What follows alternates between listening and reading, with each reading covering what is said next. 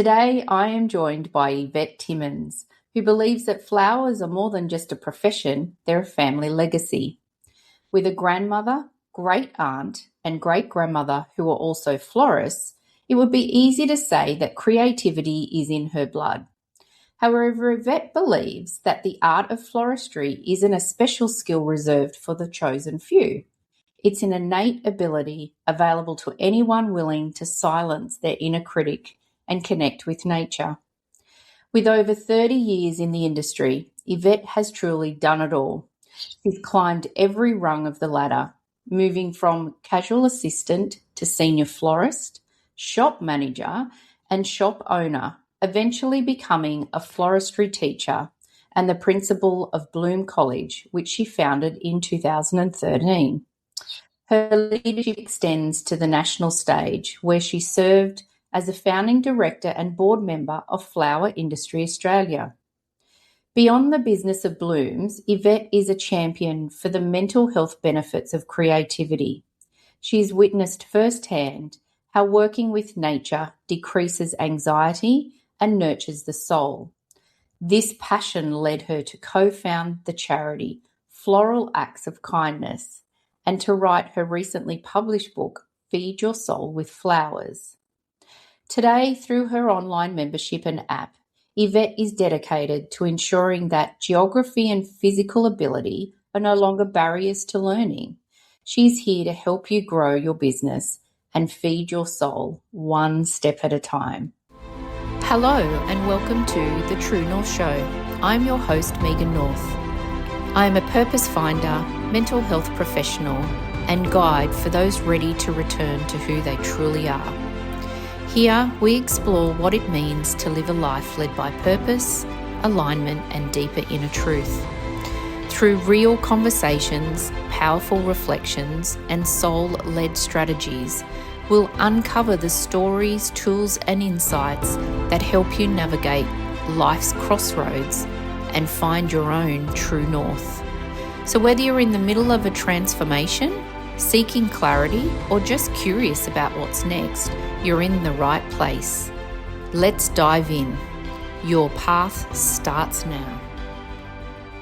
Yvette, welcome to the True North Show. I'm so happy that you're here today. Oh, thanks for having me, Megan. It's a privilege to be here. Thank you so much. You're so welcome. So from the flower shop floor to leading a national industry and healing hearts along the way, Yvette has learned how petals can create profit and peace. Yvette, with everything from owning your own shop to Bloom College and now your online membership, I'd love to start with understanding what the defining moment was that led you to pursue your true passion and purpose. Oh, it's such a great question, Megan, and it's probably not one that I can answer in one defining moment because there's been multiple, and actually there is still some, because there are times where I've doubted whether what I'm doing is my true passion and purpose. There's been moments in life where I've gone, maybe I should be doing this or maybe I should be doing that. And so then there's been defining moments that have led me back to it. So there's been multiple and there potentially even be more. But I guess there's a couple that really stand out. One is where the first time I walked into a classroom and walked into a classroom and I was to teach the class on my own, and there was this, classroom of beautiful students in front of me. And I just had this future vision, which, happens every now and then. It's not that many times in life where it's happened, but this one was really defined and prominent, and I could see a future. And so that was a really telling sign for me that it was like the universe's way, or my spirit guides, or just inner spirit just telling me you're in the right place. This is what you're meant to be doing.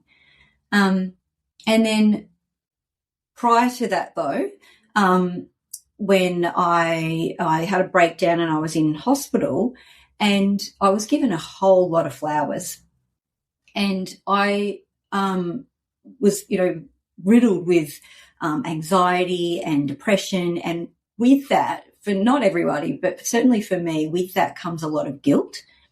And so I was feeling really guilty that I was the only patient that I noticed anyway in the hospital that actually had flowers, and I had a room full of them. And I was also then being moved to another area of the hospital where I wasn't able to actually take the flowers. So I gave flowers, and I actually gave flowers to this one woman, and the change in her was so dramatic. The shift in her was so huge, and I felt it. She felt it. It was just... And that really stood out to me, and it really stayed in my mind afterwards as well. And I'm like, yeah, no, there's something so much more to flowers and the gifting of flowers and what they do to us physically, internally, mentally, emotionally, physically. Like they have a vibration, and they have the ability to positively affect our vibration as well. Now, I didn't know that. I couldn't have put that into words then. But it was such a physical, visceral moment that I recall, and that's really stood out for me. So I got really emotional when you were sharing that too, because I felt it as well. Yeah. It's really, really beautiful. And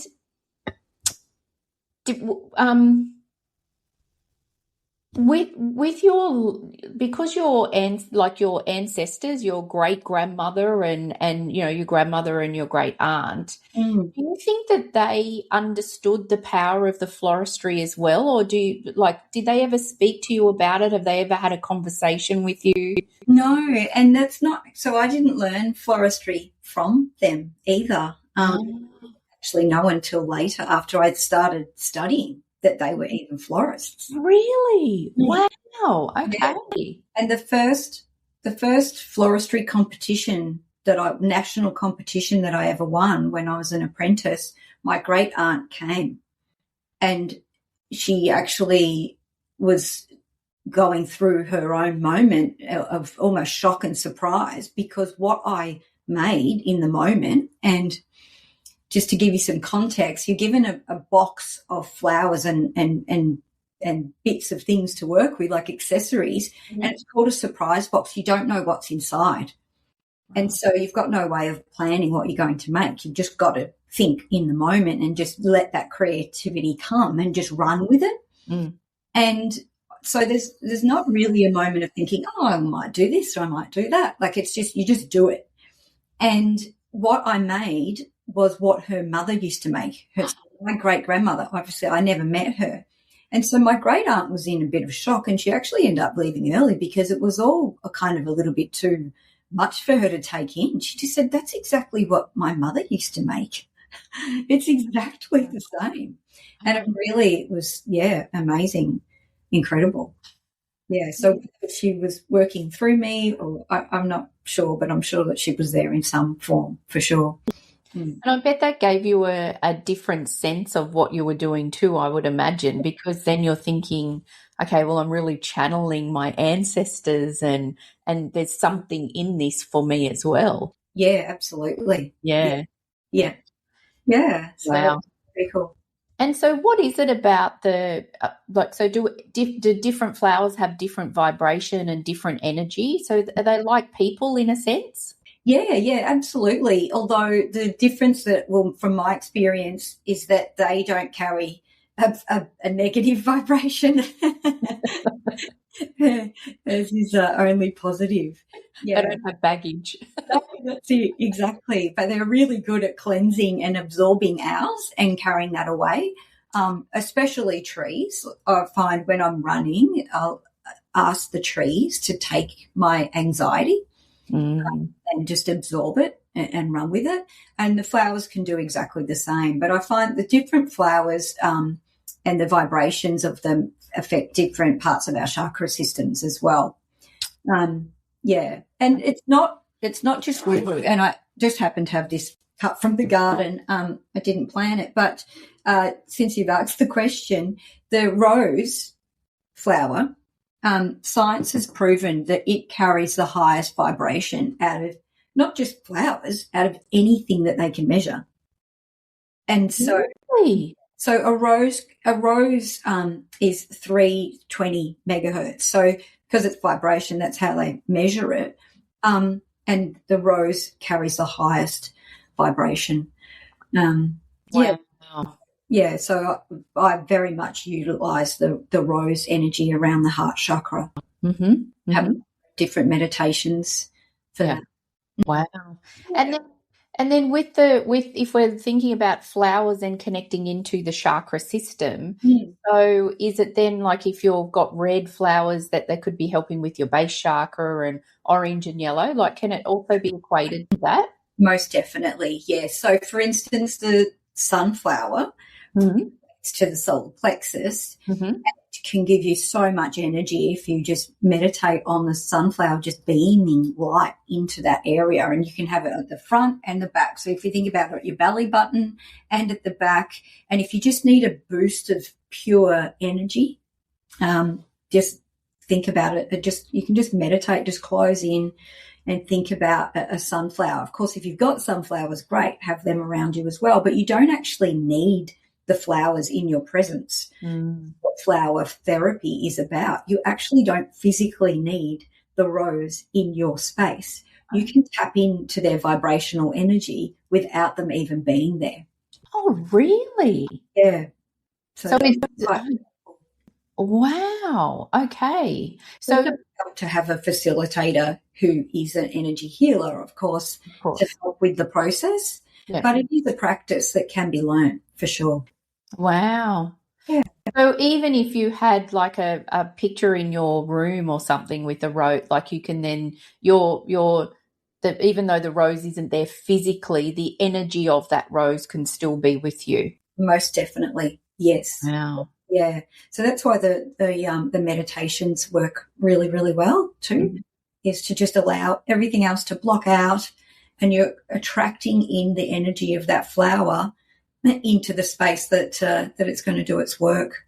Wow. Hmm. And so you do flower therapy sessions with clients as well, don't you? Yes. Yeah. And so one of my favourite parts to that is, yes, tapping into what parts of the body, sort of where is the energy needed, or where is it lacking, where can we add more? But I also do the entire system though as well. So one of the first parts is having them lay down on a bed of flowers, a vibrational bed of roses, and the roses just are feeding in, and in particular into that heart chakra space. And generally the roses will be different colours, and the different colours will relate. And almost always whenever I'm then sharing that with the person afterwards, they understand the colour, that's why their rose is that particular colour. Sometimes it doesn't mean anything to me. Sometimes they'll say, oh yeah, pink roses were mum's favourite, or purple roses, or whatever it might be. So it's different. And different flowers come in for different people. So I don't know what's necessarily going to come in for people. My mum loved carnations. Oh, great. Yeah. She always, and my dad would buy her a bunch of carnations every week. Oh, that's so sweet. So I love roses. Roses are one of my favourites, but then depending on my mood or how I'm feeling, I'll often then gravitate to the carnations because it reminds me of my mum and dad. So yeah. Comfort, nurturing, I would imagine. Yeah. Definitely. That's right. And I know you talked about the moment in the hospital when you gave those flowers to that lady, but do you think, was that your first time that you realised that flowers can just change more than how a room looks, and it can change how a person feels? Or were you starting to feel that when you were doing your apprenticeship and when you were working in a flower shop? I feel like it's from as early as I can remember, because I even remember wanting to cut flowers from the garden at home and bring them inside, and I picked them, and I remember my uncle getting married, and I don't know if I was even 10. No, I wouldn't have been. I might have been 8 or something. And with the wedding was we had a really big garden, and they had a marquee and everything set up at our house, and I was horrified that no one had thought to get flowers. I'm like, what's going on? And so I asked Mum and Dad to drive me to the florist, and I went and picked out all the flowers and did the flower arrangements. Wow. And I don't know that I'd ever been to a wedding before, but I just knew that you can't have an event where you just need flowers in this space and the importance of them. So, yeah. Interesting. And I suppose everyone, sorry. Oh, sorry, just saying that, I think it's always been there. Yeah, definitely. And I suppose too, like if you're having a wedding outside, I suppose you wouldn't even, some people wouldn't think of flowers because it's like, oh, I'm outside and we're in nature. So the flowers wouldn't really connect. Maybe, yeah. Well, because it was a beautiful garden, a very old garden with some stunning, really established trees and things. So, so that's right. Some people would probably think, well, that's enough. Yeah. But no, we've got to have flowers on the tables, and then where they were signing and all of that. So, yeah, I did a lot. So you just, and when you were, so if that was when you were about 10 and you were already connected to them, like when you were going through high school, was it something that was in your mind of when people say, what are you going to do when you leave school? Was florist something that was there? Question, and that's exactly how I came to be a florist, because I had no idea what I wanted to do. And I went to an all-girls school at a convent, so most of our teachers were nuns, and we had work experience in year 9 or 10, I can't remember what year, and my friends were like, what are you going to do? And I'm like, I don't know. I really had no idea. I didn't really want to do anything. And my best friend said, well, if you don't hurry up and choose something, you're going to be stuck here for 2 weeks with the nuns. So you better choose something. And so we workshopped it. We're like, right, what's the closest place to home? Because I didn't want to have to catch public transport. And it was the bank, and we all said, no, you definitely can't work in the bank. And the next shop next to the bank was the florist. So I was like, right, florist. And the day I walked in, the first day I went home, and I knew I was just loved it. I just absolutely loved it. And then I was lucky enough, the owner of the florist, he came to our house and knocked on the door at the end of the 2 weeks and said to my mum, would Yvette like to work with us part-time? And so it was my after-school and Saturday morning job and school holidays, and I just couldn't get enough of it. I loved it. I knew that's what I wanted to do. So at the end of year 12, I went straight into my apprenticeship. Wow. He must have seen something in you that just, something that I would think from a work experience point of view, be like, oh my gosh, there's actually someone here that is really loving this and is actually perfect for this job. Yeah, well, I owe so much to him and his wife and the other staff that worked there as well, because they saw something in me that I definitely didn't see. And they persevered with me, and they really, really nurtured me and helped me through so much. And also when I had my breakdown as well, they were really just good, kind people who were just incredibly helpful. And as I said, if it wasn't for them, definitely wouldn't be. We wouldn't be talking here today. That's really beautiful. How special. Yeah. Thank you for sharing that. It's really beautiful. Thank you.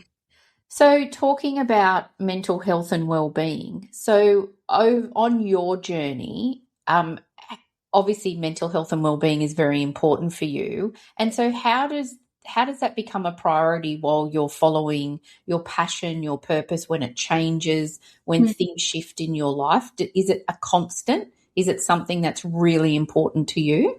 Yeah, it is a constant, absolutely. And I think it's because when you don't have good mental health, it's like if you've got any illness or anything, then obviously the lack of then makes you really appreciate it and understand the necessity of it and the importance of preserving it and feeding it so that you that's constant. Yeah. So yes. So, even just simple things like obviously exercise, running and exercise is a big one for me. I'm not doing that, then I start to feel the lack, but it's multiple things. It's good sleep. It's eating well. That's making sure that I get all the nutrients and things into my day is really, really important for me. Yep.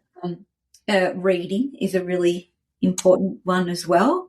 Of course, gardening and nurturing my plants, that's a big one. And I think it doesn't matter if it's not plants. Like for other people, it might be their pets or their children or their home, or volunteering. I used to do a lot of volunteering, and I'm not as much now. Mm-hmm. That's something that I'm reintroduced back in to life shortly. But yeah, I think when you've got to look outside of yourself and look after something other than yourself, that's a really important factor. From a mental health perspective, I think that's really important. But of course, the looking after yourself has to come first, because, I'm of no benefit to anything or anyone around me if I'm not looking after myself. So yeah, that's where those practices and rituals come into play. And it evolves though too, like it's always changing and evolving. I think one of the main differences now to what it would have been like maybe 10, even 5 years ago, is that I'm much more relaxed about it. So in the beginning, I had to be quite strict to form the habits and structured. And now being able to loosen off, because they're just now formed habits. Like I'll never go a day without making my smoothie, which is just packed with a ridiculous amount of ingredients, but they're all the things that I know are good and support me. And so if I'm doing the first thing in the day, I've already ticked that off. I know that I'm good. And same with exercise. But I do it early in the day. That's just what works for me. And so then they become non-negotiable habits rather than this strict structure. Yeah. Because I found in the beginning it was almost counterproductive, because I was so getting myself so stressed and worked up about things if I didn't get them done in a day. Like, for instance, I used to do TM meditation, and it was 20 minutes in the morning, 20 minutes at night, and very structured and strict format. And it works for some people, but it didn't work for me. It made me actually a little bit more stressed. So I just developed my own meditations that I do here and there. And if I skip a day, I'm not beating myself up about it anymore, because, again, it's counterproductive. I end up more stressed. Yeah. Yeah. So I love that you've touched on that point too, because I think that I love asking this question with all of my guests, because I love hearing everybody's responses. But the one thing is, the constant is it's what's right for you, what works for you, what fits in with you, what's reasonable, and what can you do and make a habit of, instead of being told, on you should be, and what's right for one person isn't necessarily right for the other person. Exactly. That's right. And just as much as what's right for me this year may be different next year, and that we're just constantly evolving. And that's good. Like, it's expected, and it's okay. Yeah. One of the things that I don't know whether I read or I heard, this was a long time ago, but they were talking about the benefits of gardening and the fact that there is a certain enzyme or something in our dirt that when you're gardening, it's an antidepressant. So when you're inhaling it, it actually helps you. I have got that as well. Yes. Really good books and studies about it as well. And they've also introduced gardening into certain prisons, in some in the UK and the US, and understanding. And there's enough data now to say that with the prisoners that are doing gardening as a practice, they're nurturing, and they're building vegetable gardens and all sorts of things. And there's actually less, have I pronounced this word correctly, recidivism, which is, less people going, when they're getting out of jail, less people then going back into jail who have done those gardening programs. So it's actually a rehabilitation process, because they're learning how to nurture and grow and develop something and care for something outside of themselves. And then they're better able to care for themselves and others as well. So there's a lot to it. But it's also in the grounding practice of gardening as well. Yeah. So yeah, I love it. You can lose so much time in the garden and just nurturing the plants and watching them grow, and Yeah. yeah, and of course the vibrations that you're getting from them as well. Mm. And that was actually going to be my next question of what rituals and practices do you incorporate in your day to stay grounded? So is it just the gardening that you do, or like bare feet on grass? Is that important for you as well? That is. I also love to get in and be near water as well. Waters are really important. I mean, all of the elements are, water in particular. Mm-hmm. And yes, just getting outside, being in the sun is also really important. But yeah, the running, reading, meditating, and also remembering, because sometimes, especially because I work at home as well, it's also in remembering to get out and be around and with people as well. Because you can I certainly can get too much in my own head. And so I find being around other people is also very grounding, and making sure that I'm around people who are lighthearted and funny, but can equally have deep conversations too, just not take themselves too seriously. I think is certainly a grounding experience. Definitely, definitely. And you've mentioned a couple of times that you love reading. So what sort of things do you like? Is it a varied, wide range, or? No, I really only read personal development books. Huh?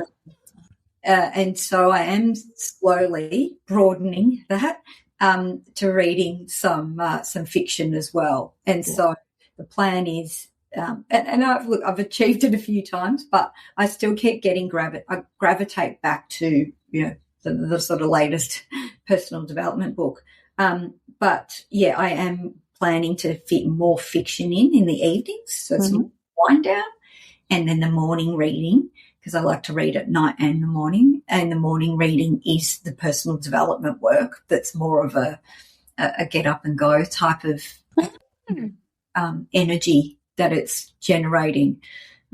Yeah. And do you find that because you do that in the morning, it sort of gives you ideas to think about through the day, and motivation of, oh, I could do that, or that's an interesting point? Yes, yes, definitely. But I also usually will wake up with an idea or a thought as well. I love to lay for a moment and just listen into what's the immediate thought here, because generally they're not all good ideas, but sometimes it is my higher self sharing something that I need to take action on or do, or just incorporate. Sometimes it's very future focused, sometimes it's immediate. And so, yeah, it helps to have that to run with, and then generally I'll read. And it's quite funny how many times it's happened where, and it might be because I've already got that idea from reading the book the day before, but often whatever drops in, then I go and read, and it kind of relates to what's dropped in. So yeah, that's right. Yeah. And what are you reading at the moment? I'm reading a book called Ma, and it's about Japanese art of nothingness, and it's the Japanese the Japanese ability to use the negative space of void, and they do it in just about everything within their culture, and they do it so beautifully. They have this incredible ability to use a symmetry in a way that no other nationality I've seen do. And so, whereas you think about, say, for instance, a garden in France or the UK, absolutely stunning, but very, pure symmetry. Whereas you look at a Japanese garden and it's beautifully designed and planned and thought out, but it looks natural. It's got asymmetrical lines, and they use space and negative space in a very incredible way. And I don't understand their language. I wish I did, but apparently they also incorporate that in their language as well. They'll use gaps and space in very defined moments, where it'll change the sentence, and it'll change the way that the sentence is used. And so That's what I'm reading at the moment. Wow. Yeah. The power of the pause. That's it. Exactly. How interesting. Wow, that's really fascinating. Yeah. And it'd be interesting to see how because when you're saying that, I'm thinking about you putting together like a nice big bouquet of flowers in a vase, and it's like, I don't know how you could use the void space. Yeah. You think about putting a bunch of flowers in a vase, and it's quite big. Yes. But then maybe for you, I don't know what. I mean, you and I know each other, so maybe it's why I'm tuning in. But I'm sort of thinking, I'm wondering if it's giving you some different ideas of how you can be doing the flower arranging and that sort of thing as well. Definitely. Well, one of my favourite styles of floristry, which I'm not good at, I'd love to study more, is ikebana, which is Japanese floral art. And their ability to use the void space, which is the ma, within that is impeccable. And it's very, very hard for people to do. It's a lifetime study, ikebana. It's not something that's ever to be mastered or expected that you will master it. And they just do it so beautifully. And there's a lot of void, which is I find challenging because I like to keep filling and adding and putting, and so it's really it's an interesting thing to learn, and I think a valuable thing for us to learn, and then flows onto other areas of life where you don't have to fill every space. Yeah, it's what was the word that I was just getting? I've lost it now. Not resistance. It's I don't know. I've lost it. I know what you mean, but yes, it's the pulling, but it's the restraint. Yeah. Yeah. Yeah, absolutely. Okay, it's done. We're good now. Right. Yes. Yeah. Yeah. Wow, how interesting. How interesting. Down the perfectionist then to just just be. Yeah. Yeah. Very interesting. I love that. And so we talked before about your book, Feed Your Soul with Flowers. So can you share a little bit more about your book and what can people expect once they've purchased it? What type of book is it? Yeah, good question. So it's a book about different principles. Then they're principles that I use for good mental health, and then there is an actual act of creating an arrangement at the end of reading about each principle. So there's a few action points and activities to do on each of the principles. There's 10 principles. But then at the end, there's an actual floral arrangement that relates to that particular principle. And so, for instance, one is alignment. And so it's becoming aligned to who you truly are and your essence and also what you want to create as well. And so there's an arrangement, and the idea being that once you've created that arrangement, you've really enacted that. You've said to the universe, right, this is this is my intention. I intend to be aligned, and I've now made this beautiful physical creation, and the energy of the flowers has guided and helped that as well. To then really instill that and embody that. Okay, I'm going to, where and whenever possible, be in alignment. And we're never all aligned 100% of the time, that's for sure. But it is, I believe, a way of helping to engage it and stay in alignment as much as possible. Wow, that sounds incredible. And so you wrote that about 10 years ago, didn't you? Yes, so you're currently reviewing it? Yes, that's right. Yeah. So I wrote the book in 2016 and just sat on it, didn't do anything with it for a really long time. And then during COVID, during the lockdowns, I was like, right, this is the perfect opportunity. I've got no excuse now.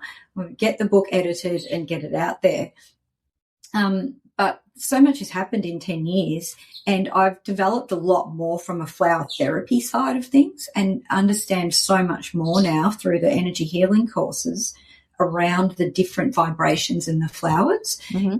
From doing the flower therapy sessions as well, I've learnt so much, and so I'd like to incorporate that into the book as well now. And plus, I think just life changes, and and there's just more to add to it. And so I'd like to revisit that and have it, edited again, obviously, and with all the new parts to it. And we'll go from there. Wow. Yeah. So I'm curious. So when you buy a bunch of flowers, and say, for instance, I put it in the lounge room, but then I'm working here in my office most days. Would I normally then bring them in to be with me? Like, or does the energy reflect through the whole place, or does it only reflect like where you're sitting? Well, it definitely reflects through the whole place. Like, flowers and plants will change the energy of the space, of any space immediately, and work through the whole house. But I personally, like, if I've only got, so for instance today I've just got 2 roses that I've cut from the bush outside. But tonight when I'm finished work, I'll take them in, put them next to my bedside. Okay. So definitely do that. I like waking up and seeing a fresh flower. Oh, that's real. Oh, see, I wouldn't have even thought about taking them into the bedroom. Yeah. Isn't that interesting? Yeah. Okay. Sleep as well. Yeah. Okay, good. Good to know. Good to know. I'll be walking around. There's like to wake up and it's the first thing that you smell. Yeah. Beautiful. Yeah. Beautiful. Okay, that's good. That's good. I've often wondered about that. Should I be bringing them around the place? Okay, good to know. Yeah. And so what's in the pipeline for you? Like, what are you working on at the moment? Have you got other new projects that you're working on? Yes, I do. So we've got 2 new memberships. So I used to have a membership running and then didn't for a period of time. And so we've now got 2 new memberships, which is really exciting, and just kick them off just to the Bloom College community. But now we'll open our doors to others to join now that they're up and running. So we've got Bloomers Club, which is the flower therapy membership. And so we meet as a group online and work through the different flowers of the season. So at the moment we're in summer and we're working through some of the summer flowers and the different vibrations and the energies of them and the activities and things that we can do. There's meditations. There's a whole bunch of things that we do within the group. And then there's the Business Bloomers Club. So Business Bloomers, I should say though, that Bloomers Club also get access to the Feed Your Soul with Flowers course, the flower therapy course, 10-session course, which is designed on the book. And so it's essentially, getting to watch the arrangements that are made and also me talking through the 10 principles that are within the book. So that's part of the membership, and members get a copy of the book as well. Wow. And then Business Bloomers Club, they also get access to flower therapy, but what they also have is business coaching. So it's designed for people who they know that they want to start a floristry business, or for some of our members, they've actually already started their floristry business, but they just need coaching around the business aspects of it. And so they have access to our full course, which is the full floristry course. So from the beginner stage, how to become a florist, there's 40-something designs on different arrangements to make. But then, of course, there's the business content as well. So how to start a floristry business, again, from scratch, how to run it, marketing. There's so much included in that course. And there's the weekly coaching as well. So there's coaching and the flower therapy, because it's important to nurture yourself and look after yourself as a business owner. As you know, if you burn out, you're no good to anyone. So giving back to yourself and feeding yourself and developing yourself, because your business can only grow as much as you do. Yeah. Really important factor. Yeah. It's not just the nuts and bolts of business. Yeah. Looking after yourself. Absolutely. And, running your own business, you're kind of everything at particularly when you start out. You're your own bookkeeper and social media person and everything, So, so looking after yourself is very important. So important. Yeah. Because, and it's having the self-awareness to know what are your strengths, what are your weaknesses. It's one of the first things that we go through, because to be an all-rounder at everything is there's going to be areas where we're not that good at. Yeah. And so it's having an awareness of, okay, so is this something I need to train in and learn to be better at, or is it something that I can get a basic understanding of and then pass on to somebody else, whether that is bookkeeping or the accounting or whatever that marketing, whatever that component is. And so, yeah, it's having that awareness self. So that's part of it too. So I've put your website up there too, so people can go onto that website, can't they? And then they can book in a call with you and have a chat in relation to the membership and all of those different aspects. Absolutely, yeah. I think that's a really good thing to do, is have the discovery call. It's a 15-minute Zoom session with me, and we just work through what it is that you're looking to achieve, and make sure that it's the right fit and the right match. Yeah. Because there are a number of different courses and ways for people to go. The memberships are great because you get access to all the course content. So for some people, it's just they get in there and they can have a look. There's no lock-in. It's month to month. And so then if it's not the right fit for them, they've worked that out. But for most people, it's the right fit. For others, they just prefer to buy the course outright and just have full access to it. Okay, great. And so if you've got someone and they're working through one of your memberships, what advice would you give someone who's just starting to explore their true passion and purpose? What would be one piece of advice that you would give them? I would say to just lean into it, feel for, like, your body doesn't lie. So if you really feel gravitated and pulled towards something, then run with it, give it a go, because what's the worst thing that can happen?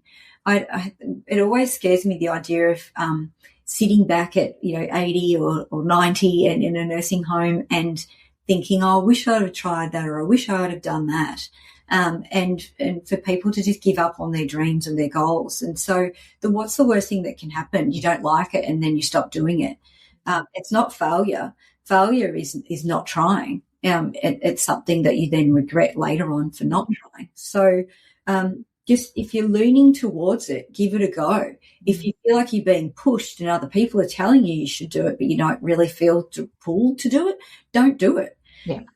But likewise, if you feel pulled to do it and you want to do it, you're drawn to do it, and other people are telling you not to, block the naysayers out. Do it anyway. Because at the end of the day, it's you've got to make you happy. Absolutely. Yeah, I love that. That's a really beautiful piece of advice. Absolutely. And so one of my usual questions is, how has your path to pursuing a passion and purpose evolved over time? Obviously it has. Yes. So what's shifting and changing for you at the moment? Like, what's happened over the last couple of years, and what sort of you seeing in the next couple of years for you? Sure. It's because I think I'm someone who I love variety and change and thrive on that. That's got pros and cons to it. And so it does mean that I'm constantly evolving, but sometimes it means that I might chase the new shiny thing and then not give enough time or energy or focus to maybe something that I need to be consistent with. Mm-hmm. So sorry, I'm not sure that completely answers your question. Yeah. But it's constantly evolving and changing. One of the things that's been really good for me is having been reminded and relearning how to tap into the higher self and talk with her and listen to that daily. And so that's what comes through in the morning. It's like that's the messaging. And and then sometimes it's more active and asking a question and then waiting for an answer to arrive. And so it's I guess that remembering that the answers are within. Like, we don't always have to look for answers externally. We'll find them within. So I think that's how things have probably more so changed for me, and that more whether it's wisdom as we get older, or I'm not sure, but it does obviously help. Like I know we've had some great discussions and have been really, really helpful in reminding me how, and you retaught me how to tap in and speak to that higher self. And so, yes, help from others, but it's the help from others that reminds you that it's within. The answers come from within. Yeah, I love that. I love that. And so what does this year look like for you? So you've got the membership, Bloomers Club is blooming. What other are you working? And then the rework of the book as well. The book, yeah. So they're my two main, from a professional point of view, they're my two main projects.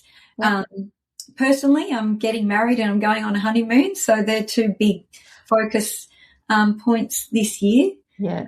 So that's really, really exciting. So, yeah. And are you doing your own flowers? I'm not, but I've planned them and designed them. Yeah.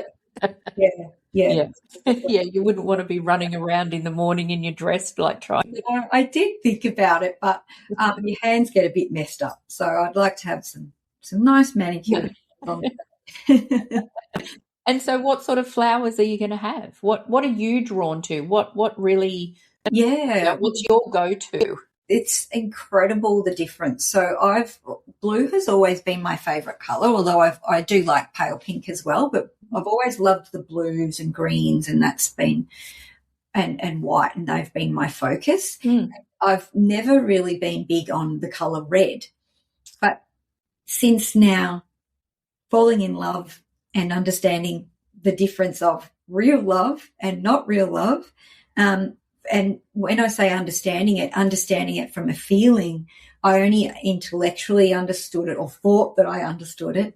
And I now recognise, because it is a feeling, you don't actually know it until you feel it. There's no way of truly understanding it or explaining it as you know. So now that I truly feel it and understand it, I am so drawn to red, love it. And so the flowers are going to be red and pink.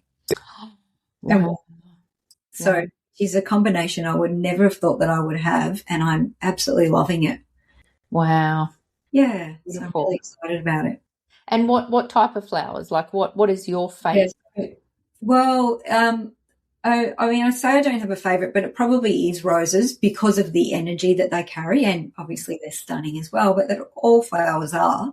But I'm also having hydrangeas, dahlias, some phalaenopsis orchids because they're a big favourite of mine as well, and anthuriums. So, quite a mix. Wow, beautiful. Oh, my gosh. Can't wait to see the photos. Wow, really beautiful. Really beautiful. So interesting about that red, isn't it? Really interesting. And, sorry, you just reminded me by saying that, the red rose, the more recent scientific studies that they've done on the vibration of flowers, the red rose carries the highest level of energy. I wonder if that's then the Valentine, like red roses, obviously. 100%. Wow. Colour of love, and it's the feeling of love. And the Muslim belief says that the energy of God is found in the red rose. Really? Oh, wow.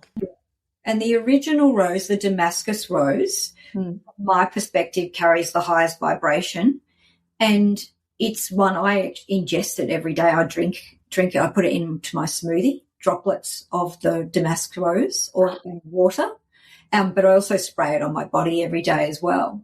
And that's actually that's rose is from the Middle East, and in that area, and I know everybody has different belief systems, but in that Middle Eastern area is where that rose is from.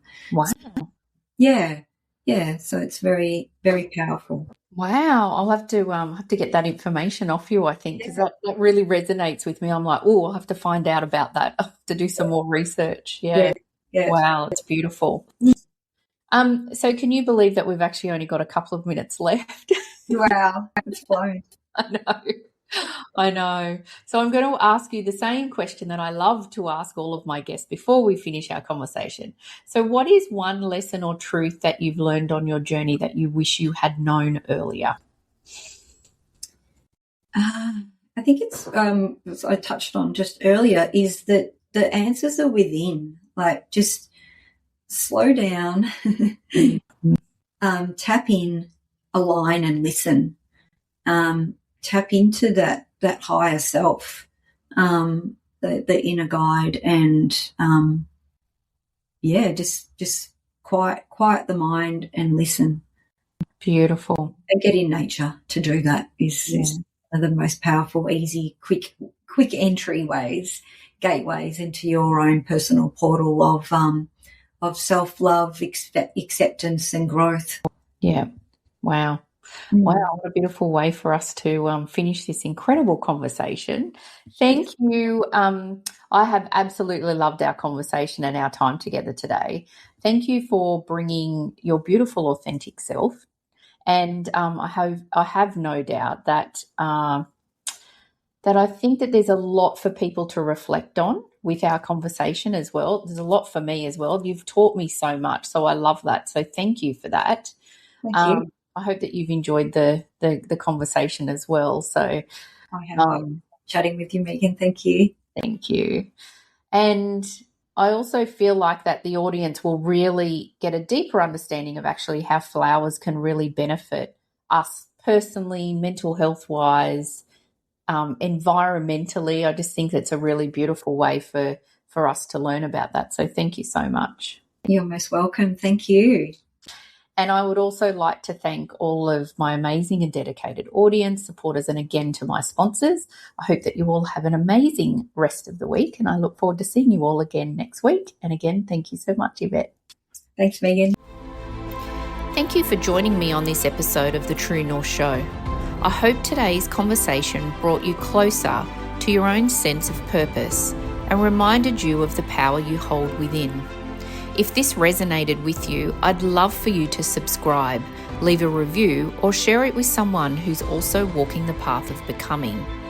To continue the journey, head over to megannorth.com. You'll find resources, support, and ways to work with me one-on-one.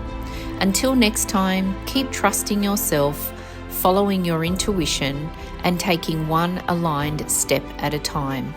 Your true north is never lost. It's just waiting for you to come home.